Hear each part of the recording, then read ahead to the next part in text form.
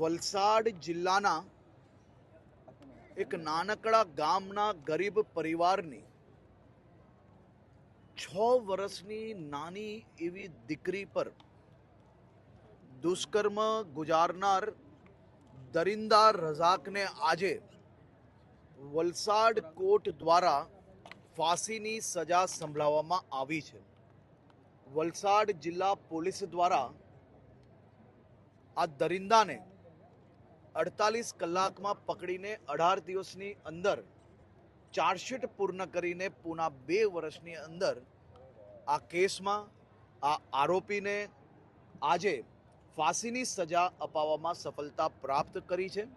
હું રાજ્યની સૌ માતાઓ, બહેનો, દીકરીઓ વતી વલસાડ જિલ્લા પોલીસ અને સ્પેશિયલ લોયરની બેઉજનને ખૂબ ખૂબ આભાર માનવા માંગુ છું। ઓકે સાહેબ, આજે બનાસકાંઠામાં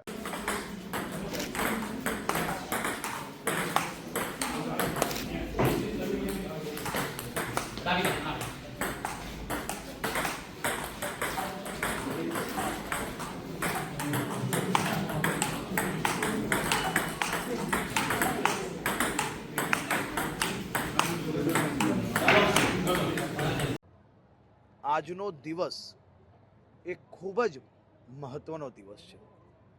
યુવાનો માટે મગજ કસવા માટે પુસ્તકાલયનું બી આજે લોકાર્પણ કરવામાં આવ્યું છે અને શરીર કસવા માટે પાલનપુર અને ડીસા ખાતે સ્પોર્ટ્સ કોમ્પ્લેક્સનું બી લોકાર્પણ કરવામાં આવ્યું છે। બનાસકાંઠાના જિલ્લાના સૌ યુવાનોનું ખરેખર ભવિષ્ય ઉજ્જવળ બને તે માટે આ બધી જ વ્યવસ્થાઓ કરવામાં આવી છે અને વધુમાં વધુ યુવાનો મોબાઈલની અંદર એમનો સમય ના બગડે અને રમતગમતના મેદાન સુધી પહોંચે તે માટે આ વ્યવસ્થા કરવામાં આવી છે। દીકરીઓને પોતાનું સપનું સાકાર કરવાનો હક છે। દરેક નાના નાના યુવાનોને, બાળકોને એનું સપનું સાકાર કરવાનો હક છે।